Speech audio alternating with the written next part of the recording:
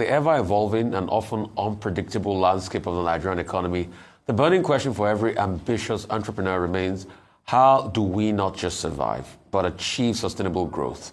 Our guest today is a man who doesn't just offer answers, he constantly seeks them himself. He's a testament to his unwavering commitment to growth. Dr. Stephen Akintayo, the visionary chairman of GTEx Holdings, has recently embarked on another Harvard Business School journey, this time for the Owner President Management Program. This dedication to lifelong learning perfectly underscores the spirit of his upcoming Business Growth Conference. Joining us now is Dr. Stephen Akintayo, chairman GTEx Holdings. Great to have you as always, and good to talk to you this year. Happy New Year. I know we've not seen this year. And congratulations on another Harvard admission. You've built GTEx Holdings into a significant conglomerate.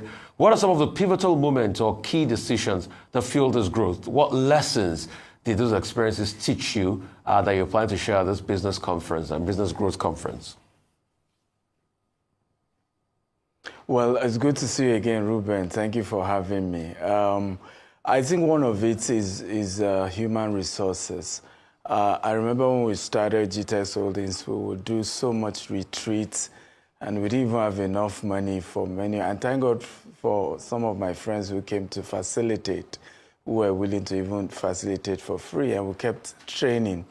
Of course, we would train people and they would leave. We would train people and they would leave. I remember at some point we started saying, okay, every year we send somebody all expense paid trip outside the country. And the first year we sent the first person, and the person came back and resigned. The second year, I said, well, men are sometimes not loyal. We sent a female, and then she came back and she said she was going for a master's. The third year, we sent over 50 people, and many of them remain. A lot of founders haven't invested in their people, and sometimes you are relying on these people to build a big firm for you, but you're not putting into them, you're not pouring into them. And like they say in my village, the quality of information at the disposal of you, the founder, and those who work with you determine the quality of growth we're going to see in the business. And for me, these were some of the things that we didn't joke with, and we have continued that manner. Myself and our team were always seeking to grow. Fantastic. Now, what was the primary motivation behind organizing this business growth conference, and what key takeaways do you hope that attendees will gain? Very good question. We notice that founders don't invest in themselves. A lot of CEOs don't go for trainings. There are people watching us right now who are CEOs of their business, founders of their business, and they've not done training in the last 2 years. They've not done any paid training, right, to help, improve, their knowledge of what they do.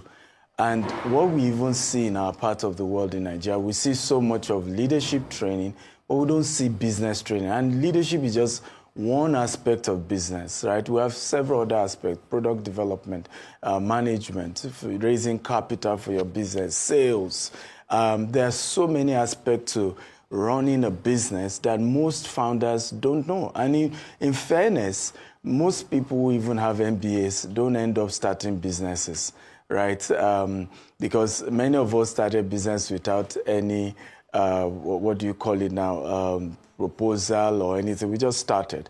But it's important that you grow over time. As your business begins to evolve, you keep improving on yourself. So we hope that at this conference, a lot of founders will meet myself and other speakers sharing certain things that has helped us to grow our business. We started, for example, with 1,000 Naira as a bulk SMS company 17 years ago. And today we're in 4 continents. We're opening Doha office also very soon.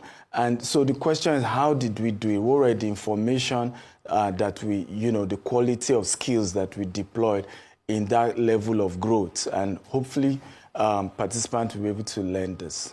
Okay, I like the fact that you are talking about CEO growth and education.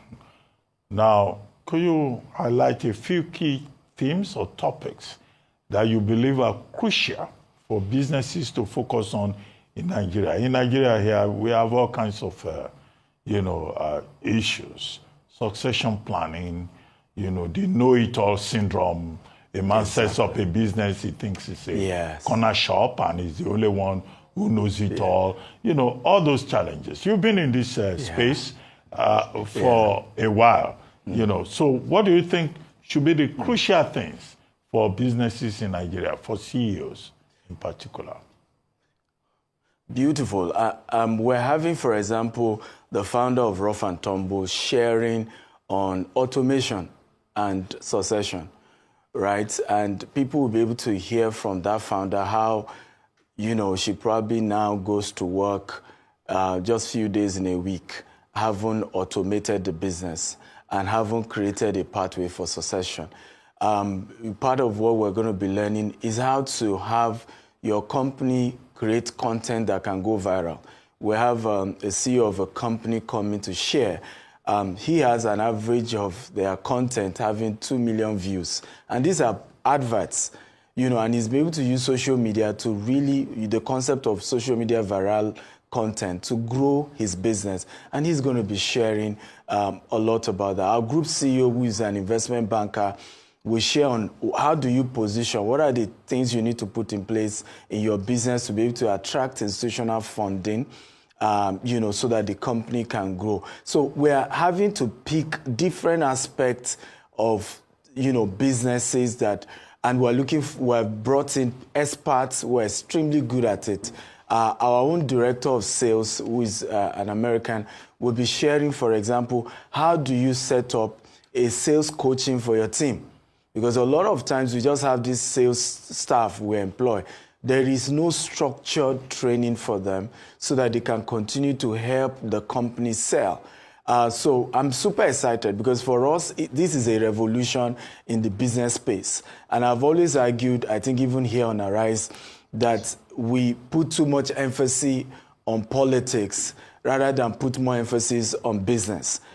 America became what it is because of the Industrial Revolution. Right. And we need to really think about this subject. And we are hoping this training will be a catalyst to a major revolution in the business space. All right, fantastic. I love the emphasis on business. But beyond the balance sheet, what do you consider to be the most rewarding aspect of building and leading a company?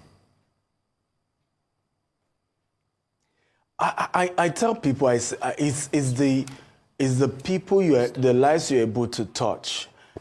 Today, I mean, we have over 300 full-time employees, and that means that you are having a lot of people who are able to pay to children's school fees because your business exists.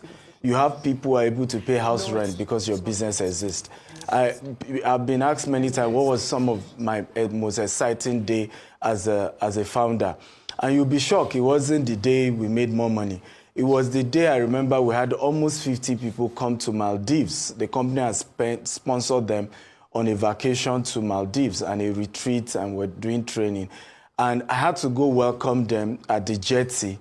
And in fact, I was full of joy that our company could grow to a point we could afford, right, to put smile. And most of the people had never traveled in their life before.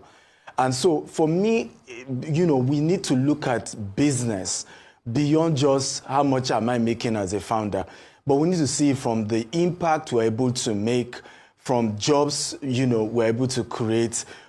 Many of these employees also are able to have a source of livelihood.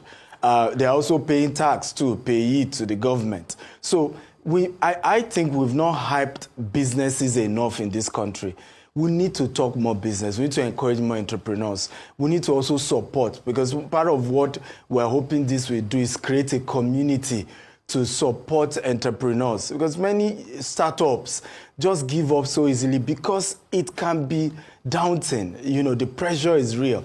We're excited, and this training is also part of what gives me joy, because I've also, by the grace of God, raised many entrepreneurs through mentorship who are doing very well. Some of them were at our press conference yesterday. When I met them, their business was doing 200 million every year. Now they're doing over $1 billion every year. One of them used to have less than 50 employees, now has over 150 employees. That gives me a lot of fulfillment. Impact gives you a lot of fulfillment. Access to funding always brings that significant challenge, for many businesses. What would you advise and also give to political leaders like governors to help entrepreneurs? That's one.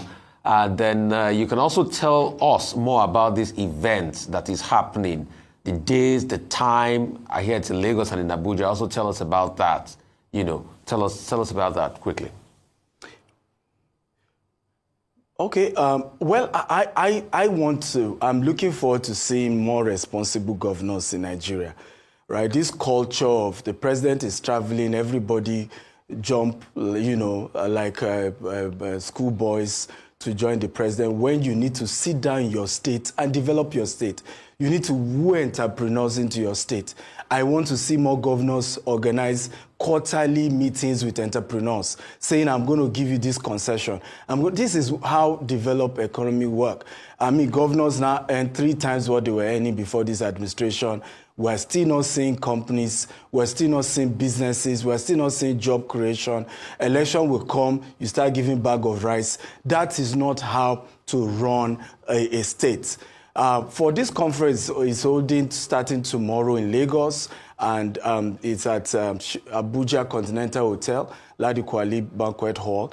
And then on Sunday, it will be the virtual session for the Abuja. While next week, Saturday, Easter Saturday, 19th of April, will now be the Lagos one at Eco Hotel and Suites. And then on Sunday will be the virtual version as well. So we start very early. Registration starts at 8 a.m.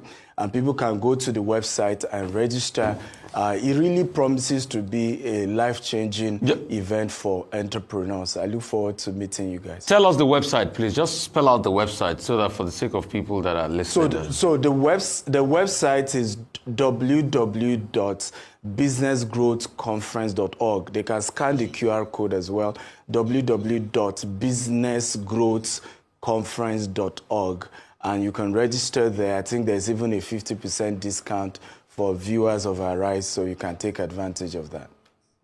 Anyway, Chairman, you see in business schools, they teach a subject called the CEO. It's a basic subject. And you've been a CEO for some time now. You have the experience. Now, what advice will you give your younger self, if I may put it like that? Because there will be persons who would like to be like you. As a CEO, what will you say to young men who want to start out in business? Lessons learned. Well, my advice to my younger self, look for CEOs who are bigger than you, older than you, and go and volunteer for them in exchange for the knowledge they have. One of the things that has been instrumental in the last 5 years to an exponential growth is I had to recently surround myself with a lot of bigger CEOs who are running multi-billion-dollar corporations, and it was very helpful. And the way I attracted them also was through service. So look for people who are bigger than you, find a way to serve them for free, and that gives you proximity to be able to ask questions, to be able to learn more, and gain insights into how to really scale the business. And don't joke with training. So mentorship and training, I think those are the 2 things I would still advise my younger self not to keep prioritizing and not play with at all. Dr. Akintayo, it's always a pleasure to be in conversation with you. Wish you all the best for this upcoming engagement that you have.